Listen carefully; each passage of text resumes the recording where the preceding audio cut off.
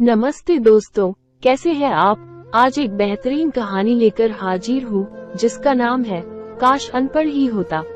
कहानी शुरू करने से पहले आप हमारे चैनल पे नए हैं तो चैनल को सब्सक्राइब जरूर करें। तो चलिए शुरू करते हैं।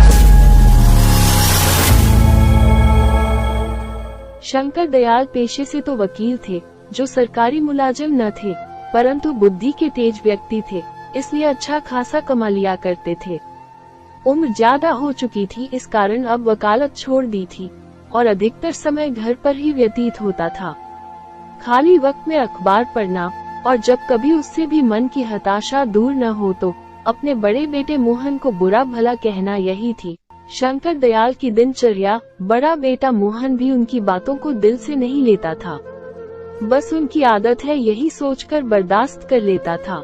शंकर दयाल का घर पूरी तरह से सुख संपन्न था, क्योंकि दो छोटे बेटे रोहन सरकारी नौकरी पर थे। एक डॉक्टर तो एक पुलिस में था। महीने पर अच्छी खासी रकम घर पर आ जाती थी। इतना रुपया पाकर शंकर दयाल का दिल खुशी से झूम उठता था, परंतु जैसे ही उसकी नजर मोहन पर पड़ती, वैसे ही उसकी हंसी गुम हो जाती और वो अपने अनपढ़ बेटे को कोसने लगता था, क्योंकि वो चाहता था कि मोहन भी अपने भाइयों की तरह पढ़ लिख कर सरकारी नौकरी करे। परंतु शंकर दयाल के अथक प्रयास से भी मोहन का मन पढ़ाई में न लगा। अब तो आलम ये था कि हर रोज मोहन को गाली देना और घर का सारा काम मोहन से ही करवाना, ये सब शंकर दयाल की आदत में शुमार हो चुका था।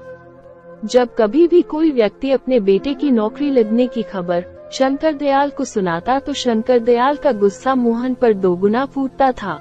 मोहन की अब यही दिनचर्या बन चुकी थी कि खेत से चारा काट कर लाना और मशीन से काटकर जानवरों को डालना और घर का खाना भी बनाना और शाम को शंकर दयाल के पैर दबाना। इतना करने के बावजूद भी उसे इनाम में गालियां मिलती थी, परंतु फिर भी उसके मुंह से कभी भी शंकर दयाल के खिलाफ एक शब्द नहीं निकलता। जब कभी भी वो ज्यादा उदास होता तो अपनी माँ की फोटो को गले से लगाकर बहुत रोता, जो 2 साल पहले ही गुजर चुकी थी। एक दिन शंकर दयाल कुर्सी पर बैठे अखबार पढ़ रहे थे कि तभी शंभू एक मिठाई का डब्बा लेकर वहां आया और शंकर दयाल को वो मिठाई का डब्बा दिया। ये देखकर शंकर दयाल का चेहरा तिलमिला उठा, क्योंकि शंकर दयाल बहुत ही ईर्ष्यालु व्यक्ति था। किसी और की खुशी उससे बर्दाश्त नहीं होती थी, इसलिए कोई भी व्यक्ति उसे अपनी खुशियों में शामिल नहीं करता था। शंकर दयाल ने बोए चढ़ाकर कहा, क्या बात है शंभू, आज तो बहुत मिठाई बांट रहा है। आखिर इस खुशी का कारण क्या है? क्या कोई लॉटरी लग गई है? शंभू ने प्रत्युत्तर में कहा, बात यह है कि भैया, आज मेरे बेटे की पुलिस में नौकरी लग गई है। शंकर दयाल ने शंभू को अचरज भरी निगाहों से देखते हुए पूछा, क्या कह रहे हो? तुम्हारे बेटे की नौकरी लग गई है? वही बेटा जो 12वीं में लुढ़कते लुढ़कते बचा, वो आज पुलिस वाला बन गया है? अरे, हमें तो विश्वास ही नहीं होता है कि उसकी भी नौकरी लग सकती है। शंभू ने नर्म भाव से कहा, हाँ भैया, उसकी ही नौकरी लग गई है, बस सब ऊपर वाले की कृपा है। आज मेरा बेटा पुलिस वाला बन गया है, इसी खुशी में आज हम लड्डू बांट रहे हैं। तब तक मोहन भी वहां आ चुका था। शंभू ने मोहन को देखकर डब्बे में से एक लड्डू निकालकर मोहन को देते हुए कहा, बेटा, आज बड़ी खुशी की बात है, तुम्हारा दोस्त रवि आज पुलिस वाला बन गया है। ये सुनकर मोहन खुशी से झूम उठा और खुश होकर शंभू से पूछा, क्या काका, सच में मेरा दोस्त पुलिस वाला बन गया है? तभी शंकर दयाल ने मोहन को घूरकर देखा तो मोहन झटपटाकर एक कोने में खड़ा हो गया। शंकर दयाल ने आंखें गुरेजकर मोहन की तरफ देखते हुए कहा, देख ली, एक वो है जो पुलिस में लग गया और एक तू जो भैंसे चराता है। अरे कितनी बार तुझको समझाया कि पढ़ ले, तूने मेरी हरगिज न मानी। अरे तू तो बस इस धरती के लिए बोझ है, इससे ज्यादा और कुछ नहीं, समझा? शंभू को ये देख कर मोहन पर तरस आ गया। उसने नर्म स्वर में शंकर दयाल से कहा, अरे भैया, क्यों बुरा भला कह रहे हो मोहन को? अरे उसका मन पढ़ाई में नहीं लगा तो नहीं लगा, इस तरह आप इसे बुरा भला क्यों कहते रहते हो? आप अगर मेरी मानो तो आप न मोहन की शादी करा दो, घर में बहू आएगी तो आपका भी ख्याल रखेगी और मोहन का भी ख्याल रखेगी। शंकर दयाल ने मोहन की तरफ देखा और फिर शंभू से कहा, अरे इसे अभागे को कौन ब्याहेगा अपनी बेटी? इससे शादी करने से पहले वो अपनी बेटी को जहर न दे दे। शंभू ने प्रत्युत्तर में कहा, अरे क्यों नहीं, हमारे साले की बिटिया है रज्जो, आप अगर राजी हो जाओ तो रिश्ते की बात चलाए। शंकर दयाल ने शंभू की बात को नकारते हुए कहा, नहीं नहीं, वो तो बिल्कुल अनपढ़ है और मैं इसी एक अनपढ़ को बड़ी मुश्किल से बर्दाश्त कर पा रहा हूँ, उसे कैसे कर पाऊंगा। शंभू ने जवाब दिया, अरे आप भी कमाल करते हो, अब मोहन जितना पढ़ा लिखा है उतनी ही पढ़ी लिखी बिटिया मिलेगी, मेरी मानो तो फिर एक बार सोच लो, बिटिया बहुत कमरी है, घर का सारा काम अकेले ही कर लिया करेगी।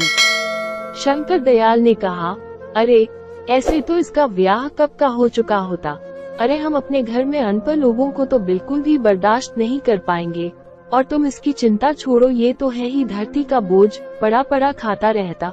कभी कभी तो हमें लगता है काश ये हुआ ही न होता, तो मेरे दिल को बड़ी तसल्ली मिल जाती। शंभू ने शंकर दयाल को समझाते हुए कहा, ऐसे मत बोलो, लड़का सयाना हो चुका है, कहीं आपकी बातों में आकर कुछ उल्टा सीधा कर लिया तो।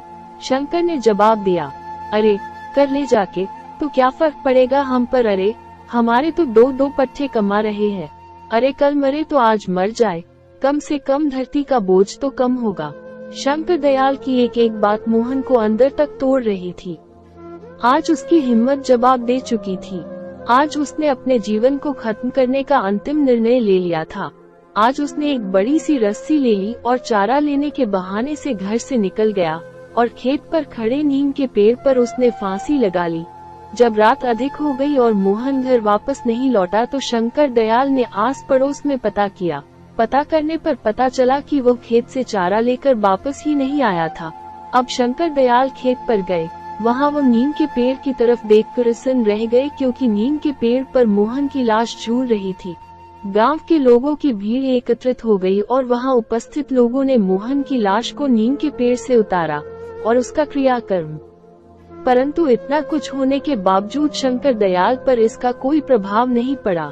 वो पहले की तरह ही जिंदगी जीने लगा। वक्त धीरे धीरे गुजरता गया। अब उसके दोनों बेटों की शादी हो चुकी थी। जो बेटा डॉक्टर था उसकी पत्नी भी डॉक्टर, और जो बेटा पुलिस में था उसकी पत्नी पुलिस वाली। समय के साथ साथ शंकर दयाल की उम्र काफी ढल चुकी थी। उसके हाथ पैर उसका साथ नहीं देते, कोई भी काम करने पर उसकी हाफी फूल जाती। बड़े बेटे ने शहर में एक अस्पताल खोल लिया और दोनों मियाँ बीबी शहर में रहने लगे। कुछ दिनों बाद छोटे बेटे की भी पोस्टिंग दूसरे शहर में हो गई, तो उसने अपनी पत्नी की भी पोस्टिंग उसी शहर में करवा ली। अब दोनों ही मियाँ बीवी जाने की तैयारी में जुट गए। तभी शंकर दयाल वहां आकर के अपने छोटे बेटे रोहन से कहा, बेटा, बड़े बेटे और बहू तो हमें छोड़कर चले गए, अब तुम लोग भी जा रहे हो, अब हम अकेले यहाँ कैसे रहेंगे? बेटा ऐसा करो, हमें भी अपने साथ लेते चलो। रोहन ने प्रत्युत्तर में कहा, बापू आप जानते तो है शहर का वास्ता है, अभी लोग खुद किराए पर रह रहे हैं और आपको कैसे रखेंगे? वैसे भी बापू हमारे पास ये इतना बड़ा घर, इसे किसके हवाले छोड़कर जाएंगे? शंकर दयाल ने निवेदन किया, बेटा इतने बड़े घर में मैं अकेला रहकर क्या करूँगा? अरे मुझसे तो कुछ किया भी नहीं जाता है, मेरी देखभाल कौन करेगा?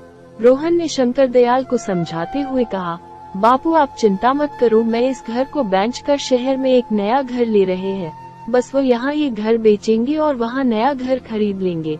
हाँ बापू, यही 2-4 दिन में सेठ इस घर को खरीदने आएगा, आप घर के कागजात पर साइन कर देना और सेठ से 3 लाख रुपए भी ले लेना और शहर चले आना, और जब शहर पहुंच जाओ तो ये रहा मेरा नंबर, हमें कॉल कर देना, मैं तुम्हें लेने आ जाऊंगा। आप चिंता मत करो, बस 2-4 दिन की ही तो बात है। और फिर रोहन शंकर दयाल को अपने गले से लगाता है और उनके पैर छूकर वहाँ से चल जाता है। आज इतने बड़े घर में शंकर दयाल अकेला था। जब उसे भूख लगी तो उसने रोटी बनाने के लिए आटा गूंदा। बूढ़े हाथों में इतनी जान कहाँ थी कि जो आटा भी सही से गूंदा जाए। आज उसे अपने बड़े बेटे मोहन की याद रह रह कर आ रही थी। यादों का सैलाब जब ज्यादा हो गया तो उसे अपनी आंखों के सामने मोहन का अक्स नजर आने लगा।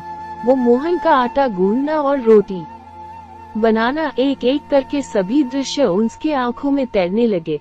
उसकी बूढ़ी आंखों में आज आंसू छलक उठे और मन से सिर्फ एक ही आवाज निकल रही थी कि काश आज मेरा अनपढ़ ही होता, तो उसकी शादी होती और एक अनपढ़ बहू इस घर में आती।